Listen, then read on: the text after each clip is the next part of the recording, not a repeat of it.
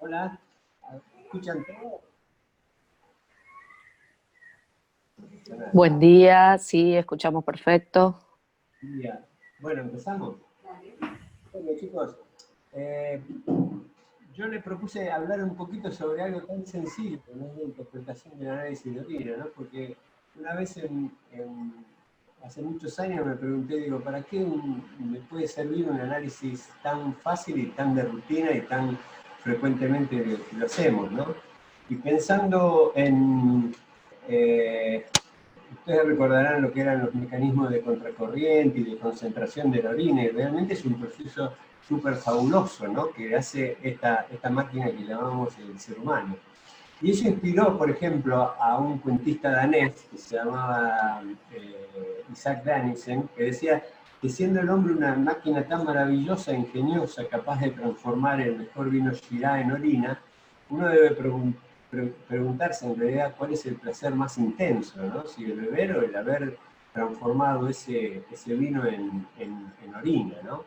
Así que esto es un poco para mostrar la complejidad de lo que obtenemos en un frasquito cuando hacemos pis.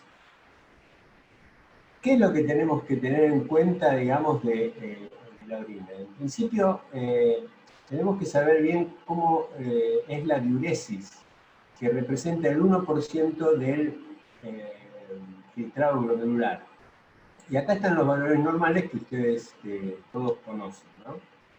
Pero, además de eso, tenemos que tener en cuenta cómo fue tomado, que siempre tiene que ser tomado como si fuera para un urocultivo. Y saber también qué pasa con el chorro miccional de ese chico, que antes de emitir la orina, ya de tener el resultado de la orina, ya podemos ir configurando algunas cosas. Siempre recordemos que el chorro miccional de la mujer es grueso, se produce entre la raíz de los miembros, no debe despertar dolor, y aquellos que son muy buenos semiólogos pueden detectar que percutiendo o palpando la vejiga antes de la micción, luego de la misma, la vejiga tiene que palparse o percutirse vacía. En cambio, en el varón, el chorro miccional es fino, entre las rodillas. Es importante, digamos, que uno al principio cuando tiene un bebé en la camilla y se está haciendo pis, la mamá enseguida lo que tiende a hacer es ponerle el pañal para no mojar, pero tapa todo. Pero es importante que veamos cómo orina ese chico y que descartemos dos cosas. Una en la mujer, que es la vulvovaginitis, y otra en los varones, que es la varanopostitis, y también las fimosis, que si bien son un poco frecuentes, pero las fimosis puntiformes, muy puntiformes, a veces también traen algún tipo de trastorno en el chorro miccional e inclusive en el análisis posterior. En el análisis de orina tenemos tres puntos a analizar. Una es la observación de la muestra, la otra es el examen físico, el químico, por dicho, y el tercero es el microscopio. En el primero es la observación de la muestra. Bueno, ya desde tiempos de Hipócrates decía que en aquellas donde había mucha espuma había algún trastorno importante en del riñón. Y hoy se sabe que, bueno, que eso se debe a las proteinurias masivas, ¿no? Pero también tenemos que ver el aspecto, el olor y la degustación.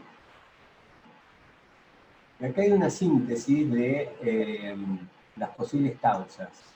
En cuanto al aspecto, si no tiene color o es amarillo claro, muy claro, pensamos que es una orina muy diluida y que también se puede ver en la diabetes insípida, donde hay una alteración de la hormona antidiurética, o en la ingesta abundante de líquido. En aquellas orinas que su aspecto es turbio, tenemos que pensar o esperar que tenga fosfatos amorfos, uratos o células bacterianas, o, como bien puede suceder, yo lo he visto una sola vez en la vida, en un prematuro que nació con una fístula vésico-intestinal y la orina tenía contenido fecal. En otro caso, cuando vemos que el aspecto es lechoso, ahí uno puede pensar o hay que hacer el diagnóstico diferencial con la nefrosis lipoidea o síndrome nefrótico del chico, y también en las intensas piurias se puede ver un aspecto lechoso de la orina. En las orinas que tienen aspecto amarillo, naranja o marrón, ahí ya pensamos que es la orina concentrada, es esa que hacemos la primera orina de la mañana por la deprivación de líquidos durante toda la noche, o también puede estar producida por los pigmentos biliares y por algunas drogas o medicamentos como la nitrofurantoína o la dipirona. En aquellas que tienen un aspecto rojo o marrón, ahí ya tenemos que investigar, sobre todo la hematuria, que es la más frecuente de todas las que dan aspecto rojo, ¿no? Es lo primero que pensamos. Pero también hay otras patologías en las hemoglobinurias, en las mioglobinurias, donde hay destrucción celular muscular, en las porfirias, y algunos medicamentos como la rifampicina, la teofilina, la remolacha, los colorantes, en las golosinas, etc., pueden producir también rojo marrón. Pero tengamos en cuenta que cuando vemos una orina rojo amarronada, pensar siempre en una hematuria y de tipo macroscópica, por supuesto, ¿no? Cuando tenemos un aspecto marrón oscuro, esto es propio de algunos medicamentos como el metronidazol, una droga que se utiliza mucho para las... bueno, nosotros los pediatras lo usamos para la giardia, pero también el imipenen, algunos fenoles, el ácido homogentísico, que después voy a decir algunas palabras sobre ello, y la metildopa, que es un antihipertensivo. En aquellas donde encontramos un aspecto amarillo verdoso, siempre son, o en su mayoría son producidas por la bilirrubina. En el azul verdoso, la pseudomona, el azul de metileno, la riboflavina, la clorofila. Tengan presente esto en aquellos chicos que están empezando a higienizarse la dentadura, que a veces consumen o tragan esa pasta dental que tiene clorofila. Y en las de aspecto rosada, estas son típicas del recién nacido porque tienen mucho contenido de ácido úrico. Bueno, ¿por qué les decía esto de la alcaptonuria, ¿no? Por el ácido homogentísico? En la década del 80, a pocos metros de acá, estábamos en el consultorio externo, vino un chiquito de 4 meses que estaba perfecto, un chico con un buen estado nutricional, se alimentaba a pecho, recuerdo, y el motivo de consulta de este chico, no sé si me ven, ¿no? ¿Sí me ven? Ah, bueno, no, porque... Bueno, y en realidad el motivo de consulta, si bien era un control rutinario, la mamá consultaba porque cada vez que le cambiaba el pañal lleno de pis, cuando lo sacaba y lo dejaba al aire se ponía negro. Ahí está la diferencia. Esta no es de ese mismo paciente porque, bueno, en la década del 80 no había celulares con cámaras ni nada por el estilo. Pero bueno, este chico, después de estudiarlo un poquito, llegamos a la conclusión de que fue una alcaptonuria, un error innato del metabolismo, donde falta una enzima, que es la homogentísica oxidasa, y entonces no se completa el paso metabólico y se acumula mucho ácido homogentísico. Este tiene la particularidad que es como un pigmento melanocitosímil, o sea, parecido a la melanina, y que donde se deposita lo transforma en negro o azulado, opaco, oscuro, digo, perdón. Esto, en aquella época, en la década del 70, había 700.000 casos diagnosticados o notificados en el mundo. Este fue el 701.000. ¿Y por qué es importante? Bueno, porque esto se deposita, si bien en la mayoría de los casos es algo que no afecta mucho al paciente, pero sí tiene depósitos en las vértebras, produciendo algún tipo de artrosis, o depósitos también en pericardio, produciendo problemas cardíacos, y también en las escleróticas, o sea, cuando vean en una esclerótica o una mancha de este tipo, también piensen en esto. Y si ven una orina que se torna con el aire, se oxida y se torna oscuro, piensen también en una alcaptonomía. La prognosis es el término designado más que nada para las manifestaciones a nivel del cuerpo, ¿no? Del cuerpo humano. En cuanto al olor, acá es el olor sui generis, el que lo dan los ciertos alimentos como el ajo, el coliflor.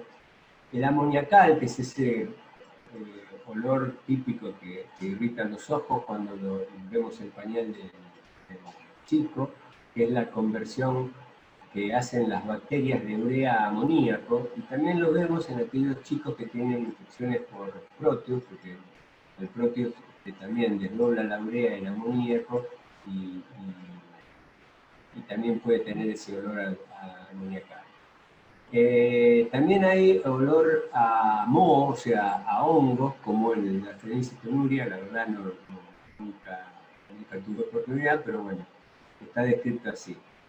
El otro también, que nunca tuve oportunidad de verlo, ni de olerlo, mejor dicho, es el olor a caramelo quemado. Los que tenemos unos años de más sabemos que... ¿Cómo? ¿Sí? Una clínica donde trabajé. Ah, bueno, pero cuando yo era chico, mi vieja hacía el flan, y antes de hacer el flan quemaba el azúcar en la flanera, ¿no? Y ese olorcito sí me lo recuerdo. Pero bueno, pero en realidad este olor sale de una resina que tiene un árbol típico de Canadá, y que justamente por eso se le llama el olor a jarabe de hacha. Pero es a caramelo quemado. Bueno, después el otro es a manteca rancia en las hipermetioninemias, que tampoco tuve oportunidad de olerlo. Y la última, la puse como número 5, que varias veces algunas mamás en el consultorio me decían, el chico que tenía una infección urinaria, le digo, bueno, ¿sentiste el olor? Me dice, sí, tiene olor a pis de viejo. La verdad que como yo soy joven todavía no hice la prueba, pero no sé, pero tengan en cuenta que el olor a pis de viejo puede ser motivo de infección del tracto urinario. Pasando a la parte química, la parte química es tan sencilla de hacerlo y tan importante de hacerla nosotros en la guardia, porque no siempre tenemos un bioquímico a mano, y que prácticamente con tiras reactivas como el LASTIC o el multistick, que tienen distintos reactivos que son específicos y algunos buffer, uno puede tener alguna aproximación a los datos del análisis. Y en las tiras reactivas, ¿qué vemos? Vemos la densidad, el pH, la proteína, la glucosa, la cetona, la sangre, la bilirrubina, el urobilinógeno, los leucocitos y los nitritos. Vamos a ver uno por uno rápidamente. La densidad, bueno, ustedes lo saben, indica la cantidad de solutos que tiene esa orina y que representa más o menos el 70-80%, que está representada, mejor dicho, por la urea en el 70-80%. El rango en pediatría es amplio, entre 1005 y 1030 gramos por litro. Lo normal es alrededor de 1023, lo que ocurre habitualmente, ¿no? Y llamamos hipostenuria cuando es menor o igual a 1005. Esto es importante recordarlo porque en las tubulopatías, en las nefritis, en la diabetes insípida y en algunos estadios de la insuficiencia renal también puede haber hipostenuria. En cuanto al pH, generalmente oscila entre 5 y 6, o sea, el rango es entre 4,5 y 8,5. Cuando tenemos un pH alcalino mayor a 7, pensamos en una falla en el procesado, como escape de dióxido, más urea en amoníaco, o sea, la orina tiene que ser fresca para que uno pueda determinar si es realmente con ese pH, o también tener en cuenta que si fue medida rápidamente, que también puede ser por infección urinaria próxima. Una orina alcalina en un paciente con un sedimento de infección, siempre tenemos que pensar en el próximo. Y en las acidosis tubulares también, pero bueno, eso se completará con un estado ácido base, pensando que ahí está fallando el mecanismo de acidificación de la orina. En cuanto a las proteínas, algo que a nosotros nos interesa bastante porque hay dos grandes síndromes que dependen de los escapes de proteínas. El valor normal es menos de 100 miligramos por metro cuadrado de superficie corporal en 24 horas. Las tiritas reactivas siempre tienen que dar 0, o sea, esa poquita cantidad que se puede eliminar o que puede dejar pasar el filtrado glomerular, siempre tiene que dar 0. Si tenemos dudas, podemos hacer dos cosas. Una es el índice proteína creatininuria, pedir en la primera orina de la mañana, que tiene que dar menos de 0,2. Eso es para no hacer juntar la proteinuria de 24 horas, que es un poco más engorrosa.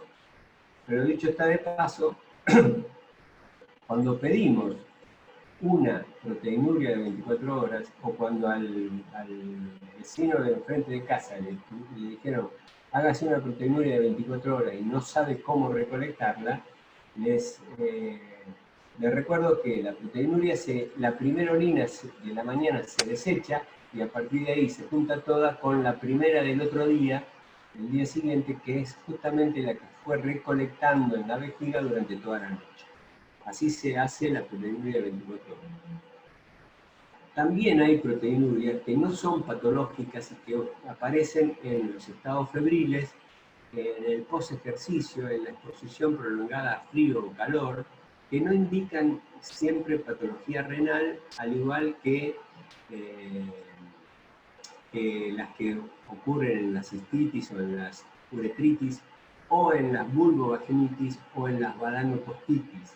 Por eso hay que pedirlos, hay que fijarse bien que no haya una vulvovaginitis o una balanopostitis o una fimosis importante para no equivocar en el diagnóstico y no seguir pidiendo estudios que no son necesarios. Recordemos sí que cuando tenemos una proteinuria de menos de 50 miligramos por kilo día, estamos hablando de una proteinuria en rango nefrítico.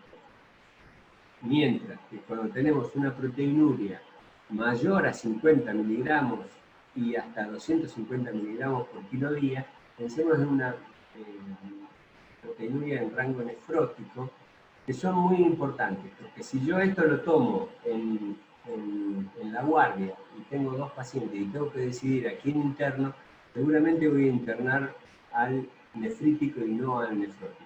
El nefrítico tiene una disminución del filtrado glomerular aparte y compromiso del espacio intravascular, mientras que el nefrótico, si bien aparenta más intensamente enfermos, en realidad lo están menos.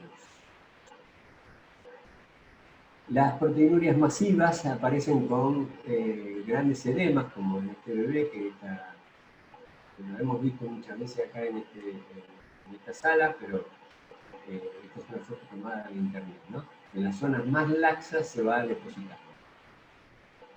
También hay otra clasificación de las proteinurias, ¿no? ya no por el rango en cuanto a su eliminación, sino en cuanto a su oportunidad, en cuanto aparece.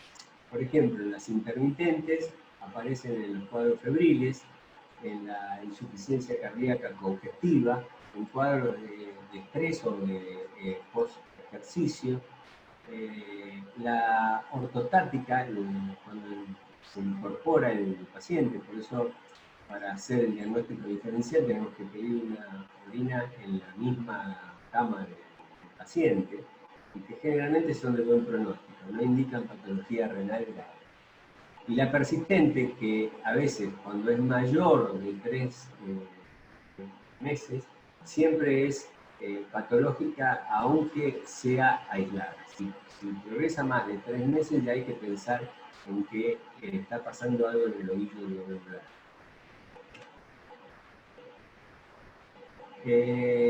La proteinuria es expresión de enfermedad renal, por eso uno tiene que pensar en el síndrome nefrítico y nefrótico, en las nefropatías por reflujo, aquellos chicos que tienen o que han tenido reflujo vesicoureteral, lo que producen a nivel del riñón es una cicatriz renal, que dicho de otra forma es cambiar parénquima renal o nefrones, para ser más exacto, por tejido cicatrizado. Esos nefrones que están lesionados dejan escapar proteínas, y justamente una de las formas de seguir a un chico con una nefropatía por reflujo es tomándoles la presión arterial, porque también está afectado el sistema renina, angiotensina, aldosterona, y por lo tanto hay un hiperaldosteronismo, y por lo tanto aumento de la presión arterial, y el escape de proteínas. O sea, si yo pienso en un chico con una nefropatía por reflujo, le tengo que tomar la presión arterial y hacer una proteinuria de 24 horas, o si no, el índice proteinuria, creatininuria en primera orina de la mañana. Y la sobrecarga, la secundaria, perdona, sobrecarga renal, como el mieloma, la leucemia, bueno, esas son cosas que nosotros no las vemos acá, pero que existen. Y por último, decir que la microglobulina, esta proteína que se filtra, pero se reabsorbe toda en el túbulo contornado proximal, es un buen marcador de disfunción tubular si la concentración urinaria es mayor de 350 microgramos por decilitro. O sea, si el tubo contorneado proximal no la reabsorbió toda y encuentro en el análisis de orina, ya tengo que pensar que hay un problema a nivel tubular. La glucosa, bueno, no voy a estar darles mucho con esto, porque ustedes saben que cuando se pasa el dintel renal de glucosa a nivel de los túbulos, ya no puede absorberse y se elimina. Eso es lo que pasa en el diabético, pero también va acompañado con un aumento a nivel sanguíneo. Las cetonas, bueno, siempre hay que pensar que cuando aparecen en la orina es porque existe algún trastorno en el metabolismo de los carbohidratos, y es común hallarla cuando estamos haciendo dieta, cuando estamos en un ejercicio prolongado, o cuando recibimos a un chico con una gastroenteritis que vino vomitando mucho, también ahí lo vamos a encontrar. La única importancia práctica es en la diabetes mellitus, ¿no? Pero nosotros, cuando encontramos en los otros casos de las cetonas, no tenemos que darle demasiada importancia. Bueno, en cuanto a la tirita reactiva, también nos puede determinar si existe o no sangre en esta orina. Y acá podemos encontrar, y bueno, por supuesto eso se llama hematuria, ¿no? Y acá podemos encontrar que la hematuria está formada por crenados, por hemólisis, donde generalmente nos encontramos sobre todo en una enfermedad que nosotros conocemos mucho los pediatras, que es el síndrome úrico hemolítico. Pero también podemos pedir glóbulos rojos dismórficos cuando no se trata de un chiquito con un SHU, sino tenemos un chico con una hematuria y queremos discernir si esa hematuria es preglomerular o postglomerular. Si es preglomerular, o sea, si pasó por el glomérulo, la membrana del glóbulo rojo va a estar alterada y por eso se lo llaman glóbulos rojos dismórficos. Si los glóbulos rojos son eumórficos, o sea, no está alterada la membrana, lo que vamos a pensar en que la hematuria está producida posterior al hemoglobina. La hemoglobinuria, bueno, en las hemólisis, la mioglobinuria cuando hay daño muscular, en las convulsiones, en el shock eléctrico, en el ejercicio prolongado y en los politraumatizados también podemos encontrar mioglobinuria. Bueno, la bilirrubina, por supuesto, indica patología y hepática, ¿no? y obliga a la investigación. En las anemias hemolíticas o en las hepatitis, en los últimos estadios de las hepatitis graves, también podemos encontrar urobilino. Llegamos a los leucocitos. Bueno, estas tiras reactivas tienen lo que se llama la esterasa leucocitaria, que cambia de color en la tirita cuando encuentra el leucocito. Y podemos tenerlo menos de 5 por campo, que es considerado normal, puede ser por arrastre de la vía urinaria. Cuando tenemos entre 5 y 10, ahí sospechamos que puede haber infección urinaria. Y cuando tenemos más de 10 leucocitos por campo, siempre esto amerita hacer un urocultivo para descartar una infección urinaria, a saber también cuál es el germen que la está produciendo. Se dice que la mayor causa de infección urinaria es la interpretación o la contaminación del urocultivo y del análisis de orina, del sedimento. La sospecha con un chico que está en buen estado general, que no está febril, que no está con compromiso del estado general, siempre tiene que darnos la posibilidad de hacerle el urocultivo para confirmar. Porque muchas veces vienen pacientes con sedimentos así entre 5 y 10 por campo, con diagnóstico hecho por el pediatra que lo vio en la guardia o que lo vio en un consultorio y lo medicó pensando que era infección urinaria, y ahí nos quita la posibilidad de saber si realmente fue o no fue por un urocultivo. También hay leucociturias estériles, como aparecen en las deshidrataciones, en la litiasis, en las glomerulonefritis, en las nefritis tubo-intersticiales y secundarias a drogas también pueden aparecer. Los nitritos. Más de una vez nos vamos a encontrar con nitritos positivos. Los nitritos, las bacterias tienen reductasa que transforman los nitratos en nitritos, por lo que su presencia es sospecha de bacteriuria. O sea, si nosotros tenemos nitritos positivos es porque hay bacteriuria. Los únicos que pueden hacerlo son las bacterias. Pero ¿qué pasa en pediatría? No lo esperemos esto, no descartemos que se trata de una infección urinaria si no tenemos nitritos negativos. Porque en principio, en un bebé tenemos que tener esa orina 3 horas más o menos para que las reductasas empiecen a actuar. Y la otra cuestión es que los nitritos abundan mucho en las verduras. Y generalmente, en su mayoría, los chicos son de comer pocas verduras. Así que encontramos nitritos negativos, no lo tomemos como un caso ahora descartado, sino que si tenemos un chico con una orina con nitritos positivos, pensemos que hay bacterias. Después determinemos, será un dato más para aportar para el diagnóstico final de infección urinaria.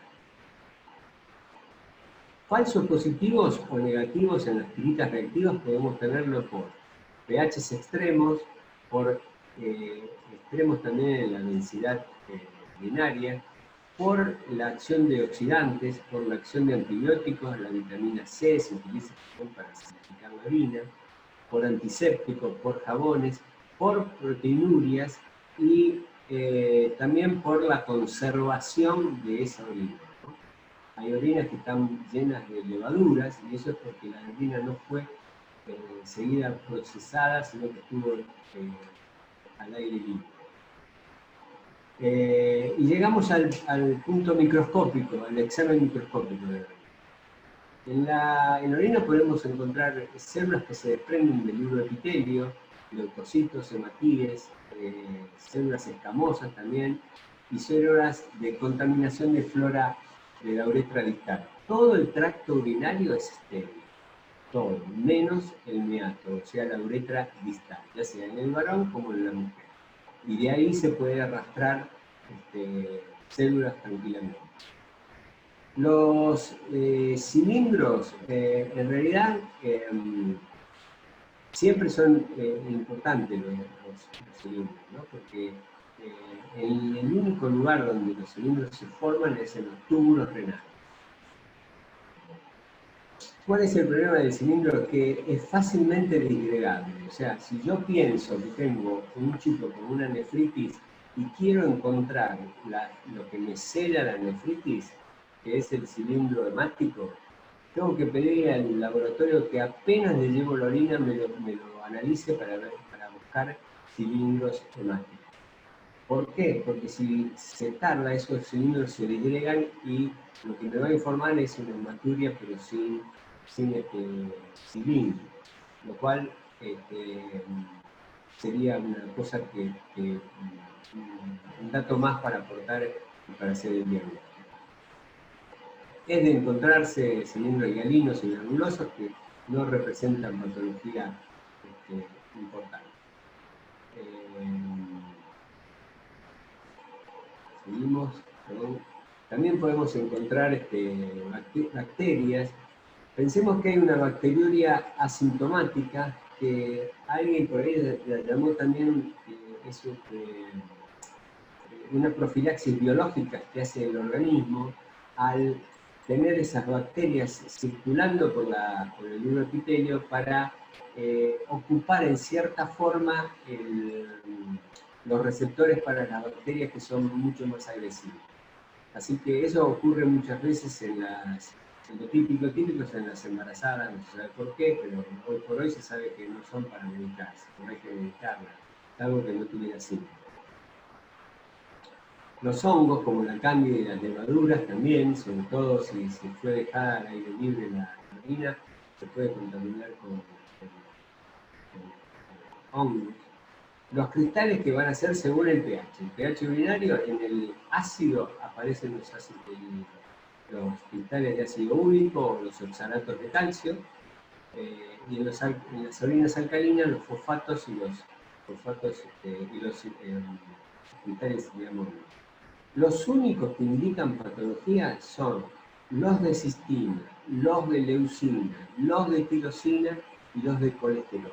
Estos son importantes. Recuerden el de leucina para después, al fondo, les hago un comentario. Bueno, y este es el esquema orientador para que uno lo tenga. A mí me sirvió mucho para refrescar todo lo que hemos dicho o hablado hasta este momento. Si yo tengo un pH alcalino, y bueno, tengo que pedir un estado ácido-base, que puede ser normal o con acidosis. Si encuentro acidosis, ya, bueno, tengo que pensar en una tubulopatía. Si es normal, tengo que pensar en infección urinaria o que está producido también por esta transformación de la urea en amonía. En las hematurias, recuerden los glóbulos rojos, dismórficos o eumórficos. Si son eumórficos, pensar que están producidos por hipercalciuria, las hipercalciurias asintomáticas, o las litiasis, o traumatismos, o en las cistitis hemorrágicas, que generalmente son producidas por adenovirus y en otra proporción por la Escherichia coli, por algunos tipos de Escherichia coli, pero nos va orientando a ciertas patologías. En los dismórficos, bueno, pensar siempre en una glomerulonefritis. En las proteinurias, si yo tengo la proteinuria de 24 horas menos de 5 o más de 5, yo voy a pensar si se trata de una proteinuria, en qué rango estoy transitando esta proteinuria. Si es mínima, bueno, pensar en que es alguna proteinuria transitoria o está producida por un cuadro servido, por una deshidratación. Y ya en aquellos casos donde ya es una proteinuria más importante, pensar en alguna enfermedad renal, sobre todo en los síndromes que nombramos antes.